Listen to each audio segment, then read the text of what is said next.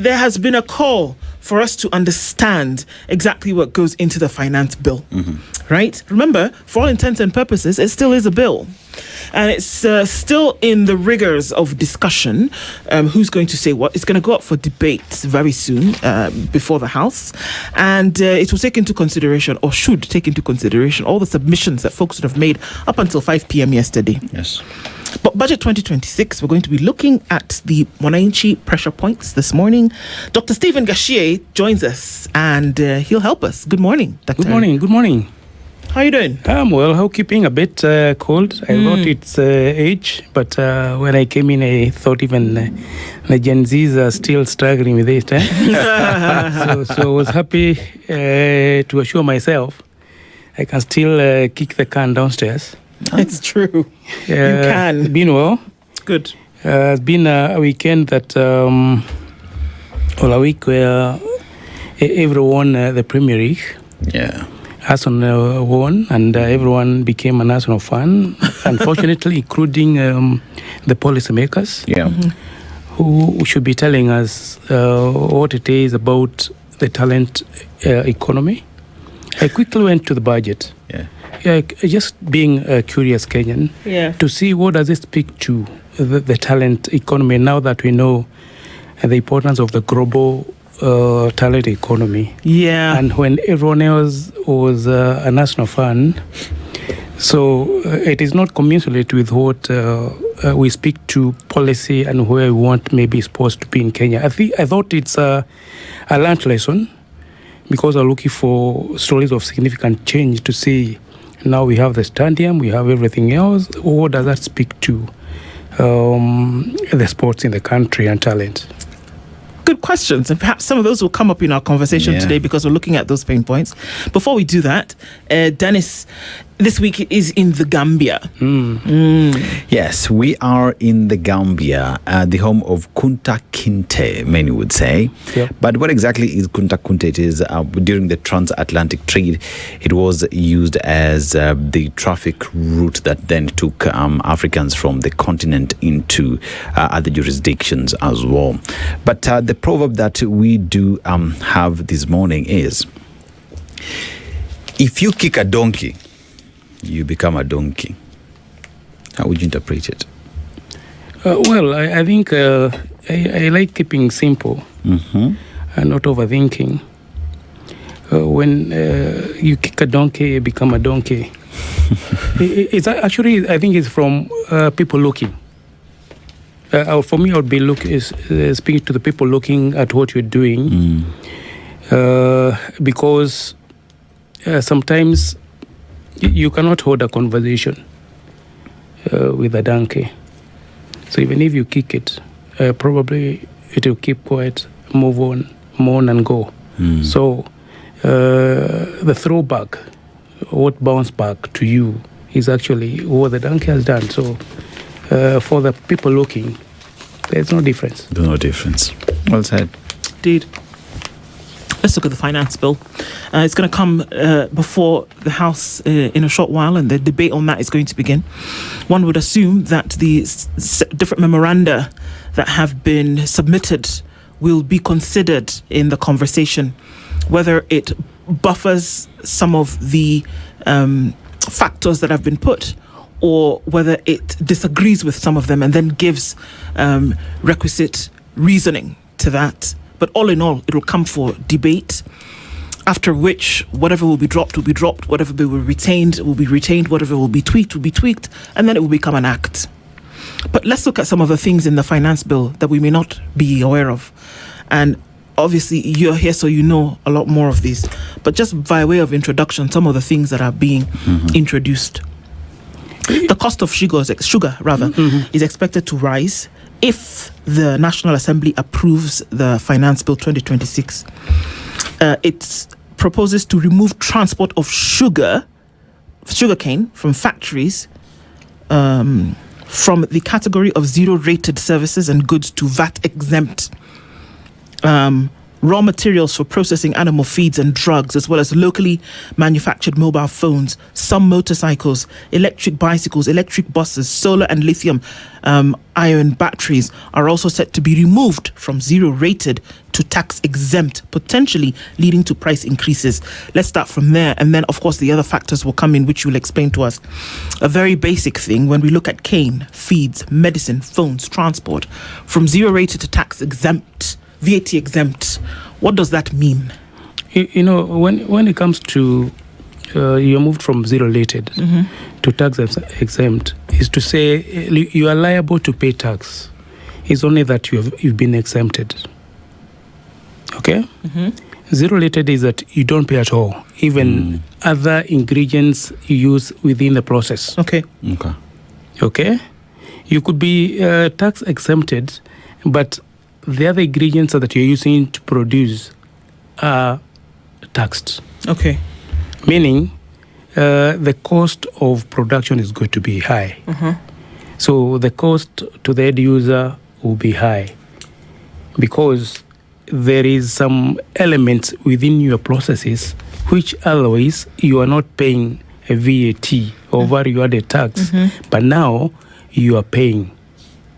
Even if your item, you don't charge VAT.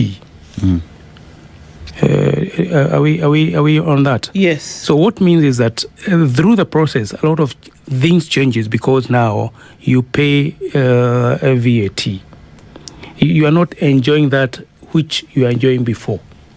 That is what that changes. But before we go to the details, significantly, and I think there's two elements maybe Kenyans have not looked at. One of them is that the finance bill proposes to integrate your financial data which you pay throughout your platforms. Meaning, anything that you receive on your M-Pesa till Poshi la Biashara, before you do a zero return, even if you're actively doing business, because there was no opportunity to get to know what you do. So that Mama Mboga in a very busy market, who comes with a truckload of burgers and sell to everyone, and she is paid through Poshi la Biashara and everything else, that money goes to either M-Pesa to the bank. So what KRA proposes to do is to integrate that with their systems so that they have feasibility with what you are doing. So they can collect your PIN and M-Pesa number and even your money in the bank and tell you now, please explain to us where this money is from. Okay. So that's quite significant because probably there will be the head of zero returns. And this has moved to, and by that 1st of December every year, you need to do your returns if you are claiming zero returns. So we are headed to that phase of whereby now a lot of Kenyans who have otherwise not been paying taxes, they are going to be together. Number two, on compliance still, KRA proposes that it can set an agency not to Safaricom or your bank. An agency is someone who corrects on behalf. So if you have a case with KRA, whether you've gotten even a ruling favorable to you at the court and you go for appeal, KRA is seeking through the finance bill to freeze your account. So as you case whether you have a tax liable or not, your money will be frozen. How does it benefit them? Everything. Because they are holding the longer part of the stake. Because they are claiming that you need to pay this much. And they have your money. So two-way, you either go negotiate that this is too much, this is how much I need to pay. So there will be win for them because you will not escape that. I think that those are two significant compliance issues within the finance bill. People are more focused on the 5% pre-assumptive profit for Mutuba, and you're learning to see what it means to businesses, to everyone when it comes to corporations and the cost of doing business. Yeah. I think that is two things I wanted to point out before we delve into the deep end. I mean, especially when it comes to digital payment platforms, right? Mm-hmm. We see that KRA is getting into that space, and we see rather conversations with Kenyans or entrepreneurs out here. They're saying, because of what that means, they're highly likely to force Kenyans to go back into hard cash. Come with your money because I don't want to be in this platform because KRA is on my neck. What does that do then to, say, these institutions that have made billions because of these online platforms, vis-a-vis as well, KRA making it easier for many, right, to also just move money without being tracked? Well, I think I'll start with the KRA because for them, like KRA, they always make it like if it's punitive to do business on digital platform. Instead of put it convenience for you to do business and laterly pay what it is that you ought to pay to KRA. I think that is only area they need to tinker so that it looks like it's convenient to pay. It's not punitive. Yes. Because if people interpret it as punitive, there will be a lot of under the mattress banking. When we have a lot of other matters banking, then we miss what we call velocity of money in the economy, because there are not a lot of money within the established financial systems. Okay. So that could be, and to an extent, those people who from the villages, you might go back to barter trade, whereby you exchange goods equivalent in value. Or cash. Cash. Yeah. So it will depend on how KRA is going to position it, how they're going to communicate what is it they're looking for. Otherwise, if you look like it's punitive, it's punishing you, then a lot of things will go back to cash business. And those people who are in digital platforms, then we might see a lot of institutions closing down and maybe even unemployment. And also the innovation part of it dying. So when we look at this finance bill and then the thoughts that a developing country needs to be economy facing, and if you look at Kenya's economy and what grows it at the moment, two of the big areas are agriculture and the service industry. And I thought it was interesting that in this finance bill, the zero rating now to tax exempt is targeting two of those areas. If we want to look at cane, whereby you're saying the transportation of cane from farms to milling factories is now going to be tax exempt. That means you can charge on it. Yes. That's agriculture. If you look at feeds, inputs or raw materials, when you look at your sunflower seed cake that is used for making mash for whether it's poultry or cattle or dairy farming, the input or raw materials purchased or imported for the manufacture of animal feeds also now tax exempt, still agriculture. Medicine, inputs or raw materials supplied to pharmaceutical manufacturers in Kenya for manufacturing medicine. When you look at things like magnesium stearate, which is in everything, whether it's in saline, whether it's in your headache medicine, basic medicine has that component. What they're saying now is that we're going to move it from zero rated to tax exempt. Again, phones, service industry, locally assembled and manufactured mobile phones will now go from zero rated to tax exempt. Transport, electric buses, which we've been touting about for the longest time, a select category of motorcycles and electric bicycles, which help the environment because now there's no combustion, which had been seen as though you want to bring that in again to help the economy, now also will be tax exempt and not zero rated. It seems as though the part of the economy which you want to thrive, service industry and agriculture, are the areas which we're now saying, let's tax them. And we already know that you cannot tax your way to development. It doesn't seem as though these elements in the finance bill, these ones that I'm speaking about, are actually going in a economy-facing direction. Or was it necessary for these two areas to then be looked at to be able to get more money? Unfortunately, all our finance bills are not normally focused in growth of economy. If you look at how they're presented, I say this because 70% of households in Kenya rely on agriculture. Mm-hmm. If you look at our economic survey, data shows that one of the sector that grew least is agriculture. And that is why a lot of people struggle because even disposable income is not available. So when you go back to the same sector and you are heavy on both direct and indirect taxation, means that sector will not grow.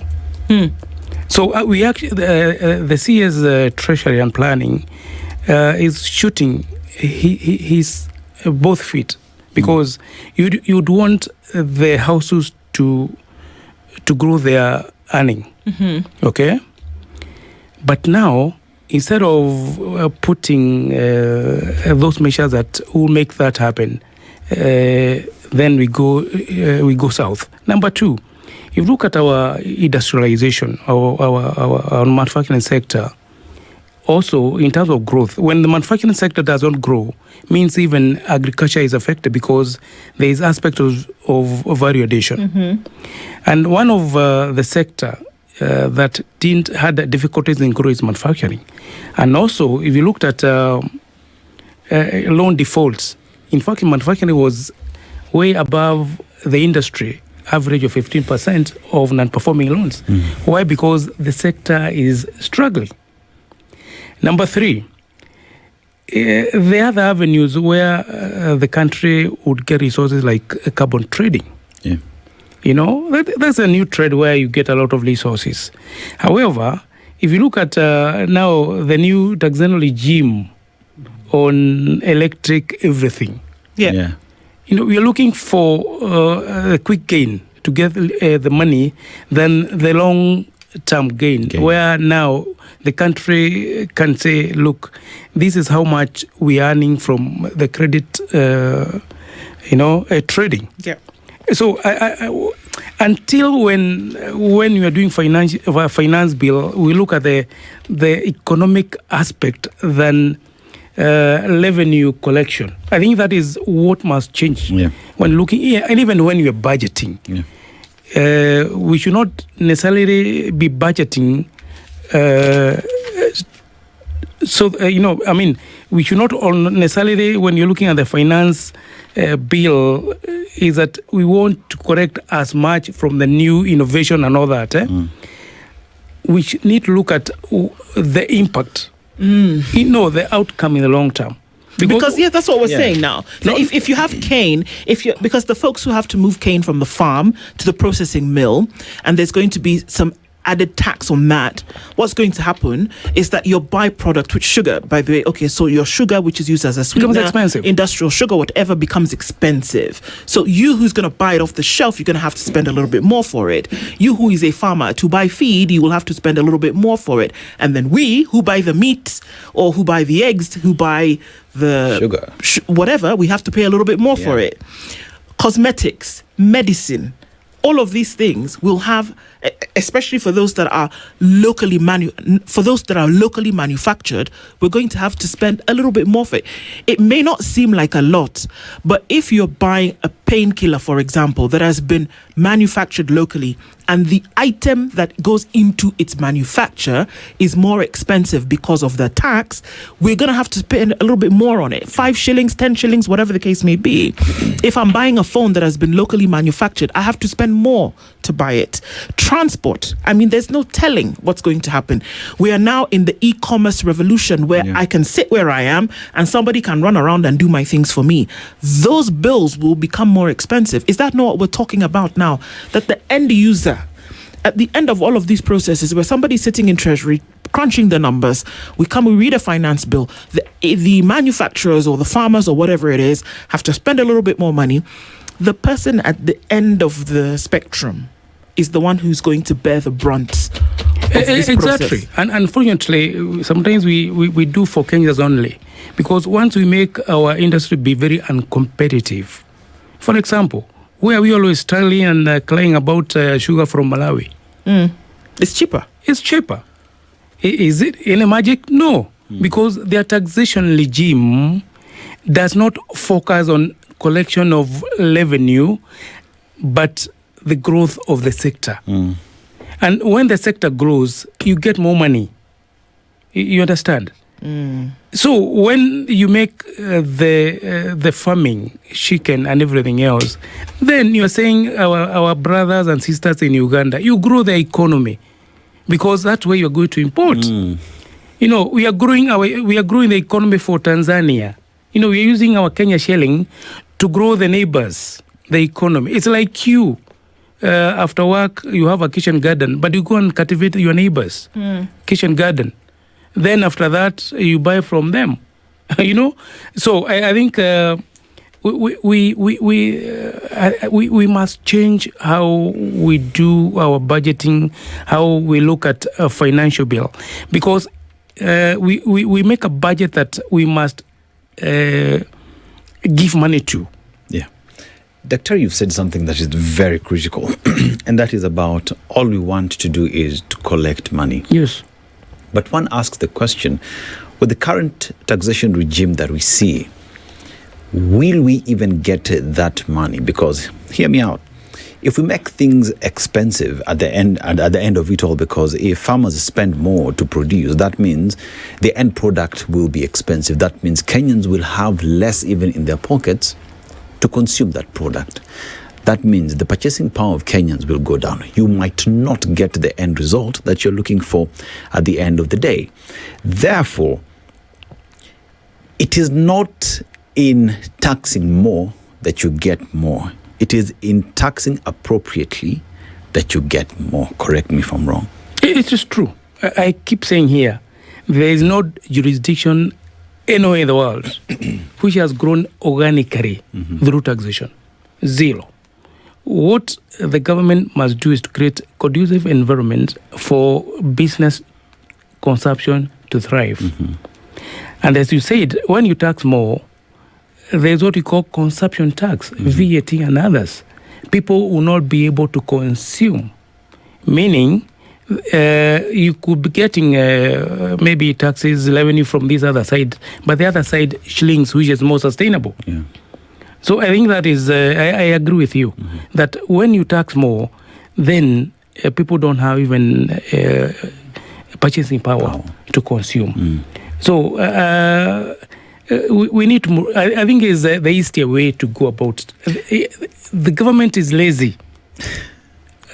Sometimes lazy because you want to go to a quick one and get immediate gain. And even look at last year, the financial, the budget 2025. How much did the government collect from both ordinary revenue, appropriation in aid, and grants? And now they project to collect even more. Yeah. From where? If you look at our economic growth, is it able? You know, taxation is growing faster than the economy. You know, it is growing fast. If you look at the growth of how much they want to grow to collect, and the economic GDP growth, they are at parity, and it is not possible.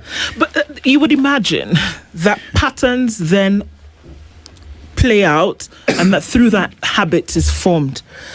There has there been 5 years in following each other where KRA has collected the amount of money that has been announced during the budget? No, and not in this life. KRA has never, if they say this year, when they read the budget and the minister at that time, or the cabinet secretary during these times, says that the Kenya Revenue Authority will collect, we expect 2.8 trillion, whatever the case may be. KRA has never collected that amount of money. No, it does. It's depending on the budget that you make. No, that's what I'm saying. In the budgets that have been made, the amount of money that KRA is mandated to collect in a fiscal year, have they ever collected that total amount of money? Yes, they have. They have. But you need also to have a budget that mirrors that. That was during Moi Kibaki's time. The budget would mirror what it is they intend to do. There is no way you'd have a budget of 4.9 trillion. And data shows that the last correction was about 2.5 trillion. Oh, I get it. So we're doing things in the reverse. So Yes. you should make your budget according to what KRA can collect. Of course. But this way, it's being done the opposite, that you make a budget and then you go and tell KRA to go and collect. And get this money. Right. Now, because the National Treasury and the folks who do all of this policy around how the economy will grow, they're focused on the growth of the economy, yes? But if you focus on the growth of the economy, and one of the factors that you use to peg on that is collections from a tax authority, then it seems as though we've got the wrong direction. Because, like we said, you cannot develop on tax collection. Tax collection keeps the water running and the lights on. But if you want to build a balcony, for example, in this house, it is not from the taxes that you're going to do that. That has to come from the proceeds of things like manufacturing. Now, shouldn't that be the focus? And that would then give rise to the argument that has been floated by quite a number of people that you actually don't need a finance bill every year. You shouldn't have to continue looking for ways in which to keep the lights on. You should be looking for ways in which to build the balcony. I'm a proponent of, and I think I've said here many times, that it is not a must that you have an annual finance bill. And that is what I looked at the memoranda from KEPSA, and they were saying where the problem with us is that our country, our taxation regime is not predictable. You know, if you're an investor and you want to invest in the country, and you are doing your projection in terms of profitability and all that, you cannot put a finger what you pay tomorrow. And you should be able to. Yeah. Now, last 3 years, let me put three things that went to the profitability of institutions. One, housing levy. Okay? Yeah. Where you pay and your employer pay the same. Please. Go to NHIF, go to NSSF. Those three statutory deduction had a knock to a lot of profitability, you know. Then, if you are an investor and you want to invest in East Africa and you're doing your due diligence, and one of them is profitability in terms of tax prediction, would you think the person who is doing your due diligence will give Kenya a A1? Prof, are you saying that Kenya, as a result of its tax regime, has lost investors? A lot of them. And also other related costs. Why is now manufacturing going to Egypt, for instance? For example, just go to a recent review of within the energy sector. Diesel went up, cost of production went up, even power, because we have a lot of thermal energy producers who are using diesel, goes up. So there's a lot of adjustment in terms of then the knock effect in the next 1 year.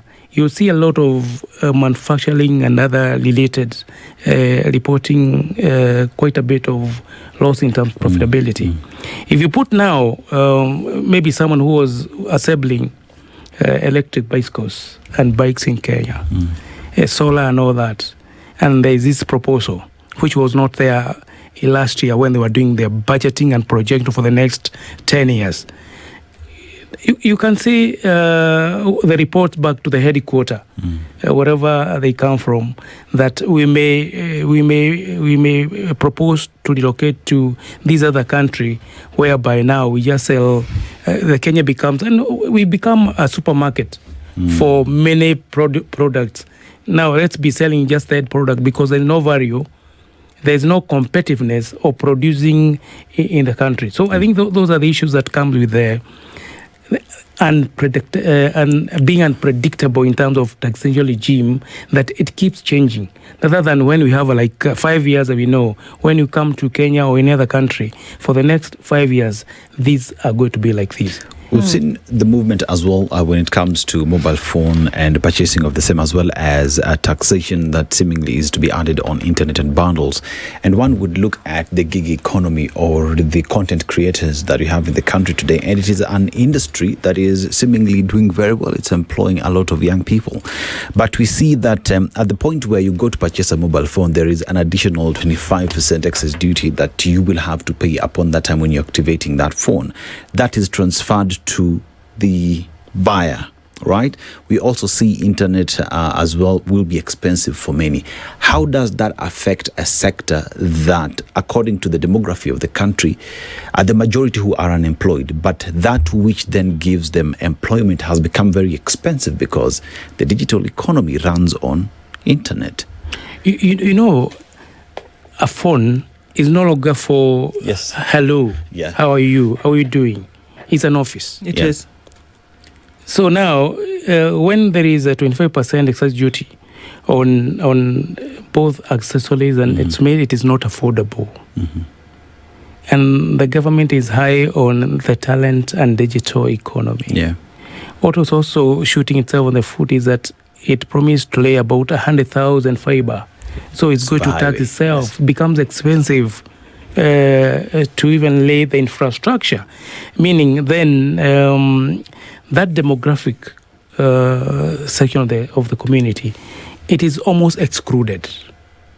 Remember also, not only that the 25% excise duty on the phone, there is also a proposal to put VAT on digital payment platforms. Yes. So when you are paying on your M-Pesa, when you go and pay through your debit card, when the interbank charges, when you pay using your equity and you're using Standard Chartered, then you get to be, there is a levy VAT, meaning now the transaction becomes expensive, meaning the financial deepening, inclusivity that everyone is coming on board now becomes expensive to pay on phone. So you'd rather keep your money.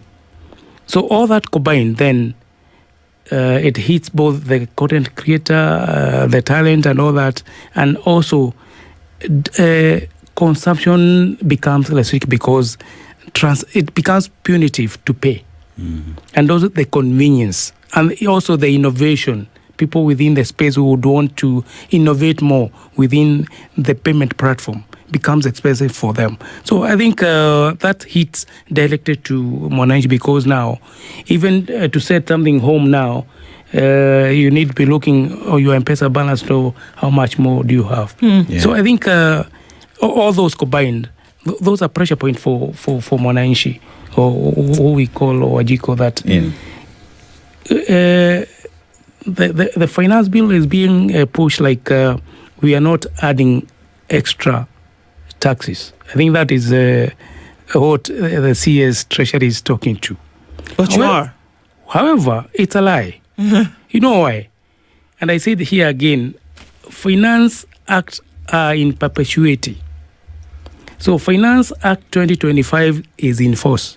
Yes, it doesn't stop because a new year has come about. Finance Bill 2023 is in force. Normally, if you look at this Finance Bill 2026, the language it seeks to amend.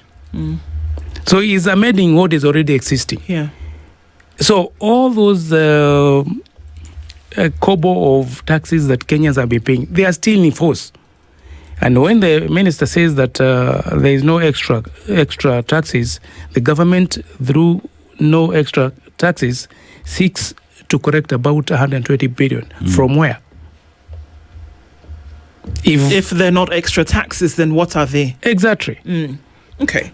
So what has come from a lot of economists right now looking at building the economy is that this is not the way that it should happen. That what you are actually doing is that you're increasing taxes, and unfortunately it's a small number or the smaller percentage of the population that is paying them. Now, if it were to be different, in order to have which the government, we know in the system of government, must collect taxes, that's undisputed, and at the same time, concurrently, you want a growing economy. What should we do? Because we spend a lot of time poking holes in this thing, don't we? But what should we do if we're going to say we must have an economy-facing movement and at the same time keep the lights on and the water running and then be competitive in this global atmosphere in which we all exist in? What are things you must do? What are things that you should be focusing on? Should you focus on the things that are building the economy already? MSMEs, service industry, agriculture for Kenya? What should you actually be doing? I think we lost the opportunity 4 years ago. Oh, God. Okay, so what? Okay. You know why? 2026, 2027 budget is normally almost the last one for the regime. Because the next one, if the regime changes, they will only have 2 months to implement. So I say so because these are conversations that probably they would have had 4 years ago on their first budget, 2023, 2024. Because it would have focused on making the economic environment competitive and conducive so that the economy can thrive. Okay? And once the economy thrives, then gradually or incrementally, like you're going up the stairs, you keep on knocking off and pinching from the vibrant economy. For now, we have an economy that is struggling, okay? And also a budget that need to be funded.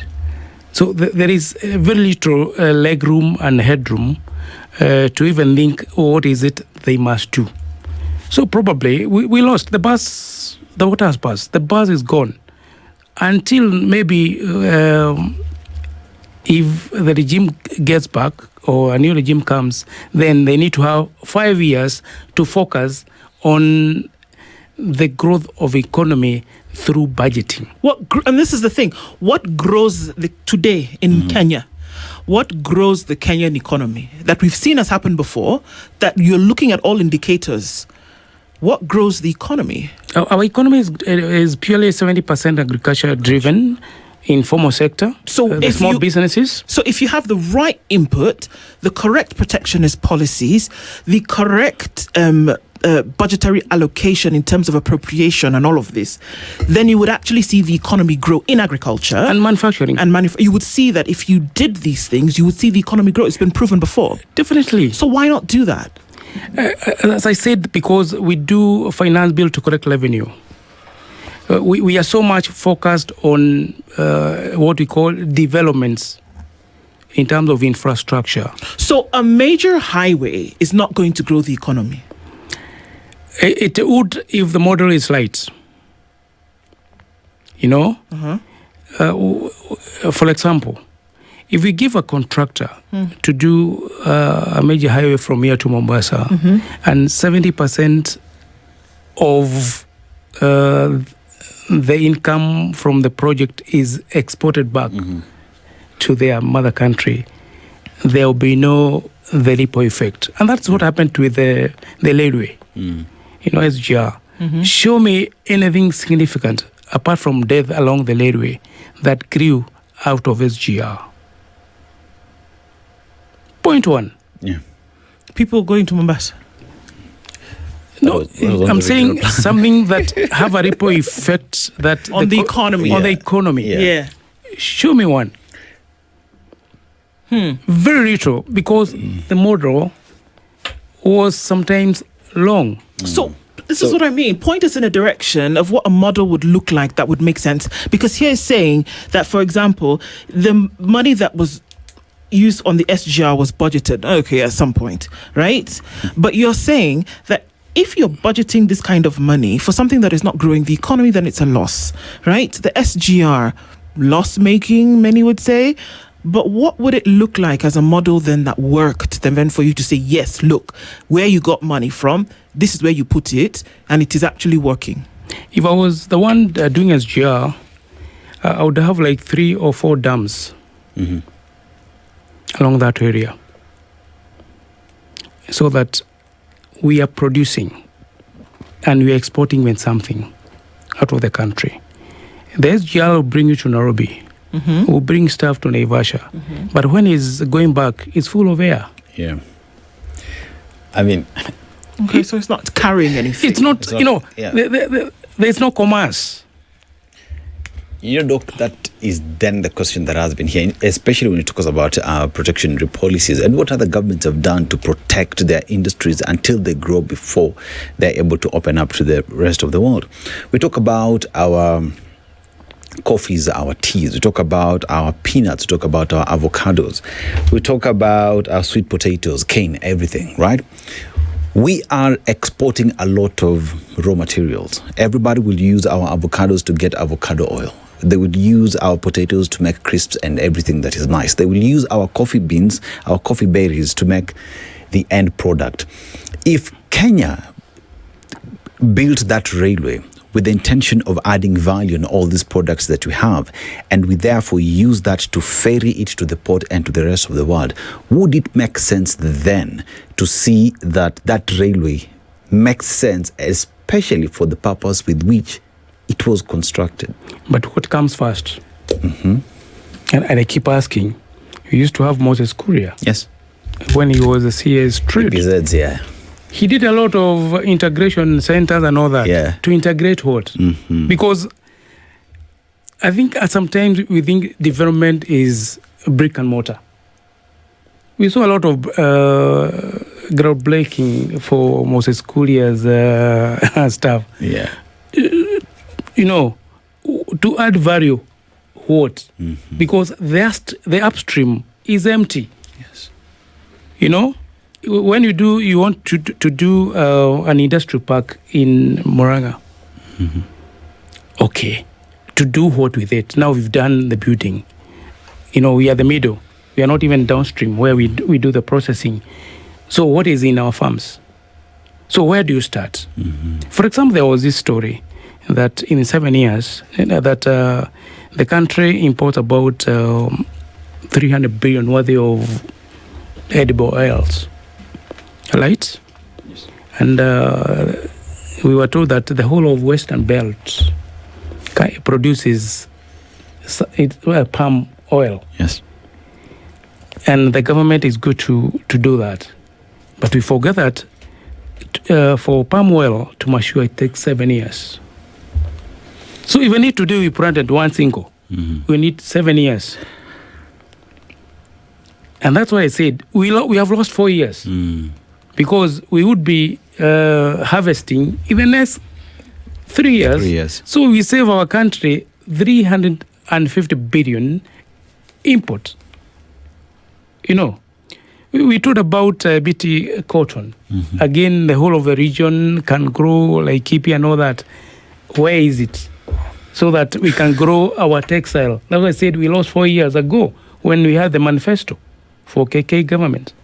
So where is that cotton? So that now we are able to grow our industry and to have farmers money in the pocket. We were told that about 2 million shoes every year in the country. The Maasais are not good to sell hide and skin. They will be selling shoes. Where are they? So that we save 200 million of import of synthetic, sometimes leather shoes. So we lost it 4 years ago. So there is nothing, and that is a budget. 4 years ago, we wanted to see, so that we are told about cottage industries. Where are they? 4 years ago. And that is now you understand when I mean about budgeting for economic growth. Yes. So if we saw that vote that we lose 5 billion to do a shoe leather processing industry, and we have about 10 million Kenyans who go to school, and government says now all schools we are going to buy for our internal market. You know what it means? If you look at all those what had been sold, that is where we lost our budget making for economic growth. That's why I said it's lost. I don't know whether you understand where I'm coming from. Yeah. Do you reckon, therefore, if the things you talk about were done and that today, in terms of taxation, the government of Kenya would not be so heavy on taxation in terms of raising revenue, because the economy itself would feed the country. Exactly. That's what I mean. When you ask me, it depends on the model. We are doing Liloni Mausamet highway. Okay. Then what? To take people home during What Christmas. do we want to find for Christmas before January to Christmas? What do you want to see along that beautiful highway? What is that you want to see? You know, the upstream. The design works are there. Then let me put it simply. What are the corporate social responsibility for the road? What else can it do? What else can it do? Yeah. Apart from taking you to Kerisho, to Kisumu, and road trips. Well, those are the questions, and that's the direction in which we hope things will be pointing. Dr. Stephen Gachie, thank you for being here with us this morning. Conversations open our eyes and help us to develop more insights into some of these things. We know the way which should be going, and we should have conversations in that direction. Thank you for being here this morning. This is the Situation Room, the only way to start your day.